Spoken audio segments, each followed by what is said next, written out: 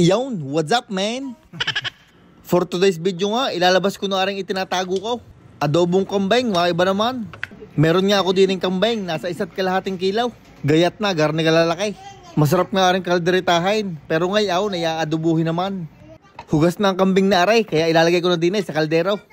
Lalagyan ko lang aray ng 4 na hiwa ng luya. 2 pirasong pinitpit na bawang. 1 maliit na sibuyas, ginayat ko sa 4. At mga 7,994 maalat na asin.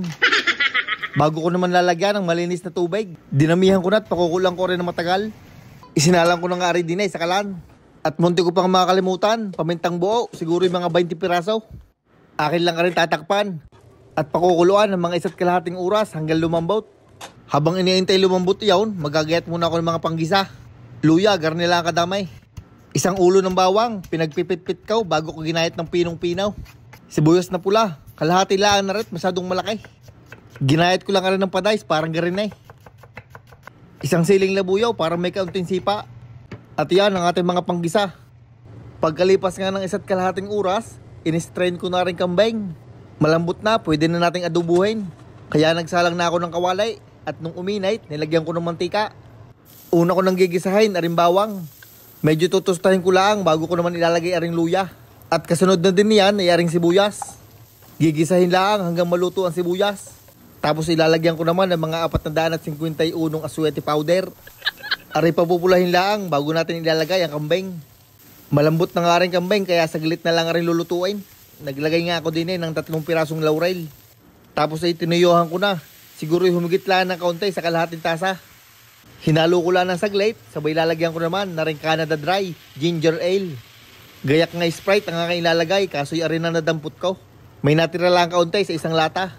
Hinalo ko lang ng kaunti, sabay tinakpan ko na. At pagkalipas ng mga 5 minuto at nagkukuluan na, lalagyan ko naman ng mga 320 siting pamintan durug-durog. Kaunting patak ng patis. At mga 120 asukal na pula. Hahaluin lang ng saglit para matunaw yung ating mga nilagay. Tapos ay susukaan ko na. Hindi mo na natin hahaluin para mabawasan ang tapang ng suka. At nung bumait na ang suka ay di hinalo ko na. Inilagay ko na din na rin siling labuyo at malapit na rin maluto. At naglagay din ako ng kaunting kalamansi. Gawa ng trip ko lang. Hahalu-haluin lang aray hanggang medyo maiga. At magkakain naka 34 halo na ay siya, luto na yan.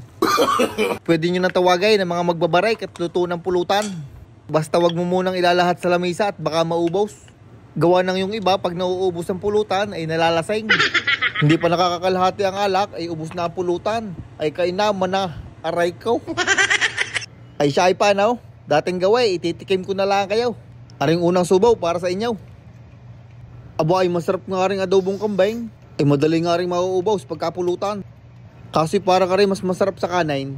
Bago kayo bumarek, ay kumain muna kayo sa inyo para hindi kayo gutom sa laban.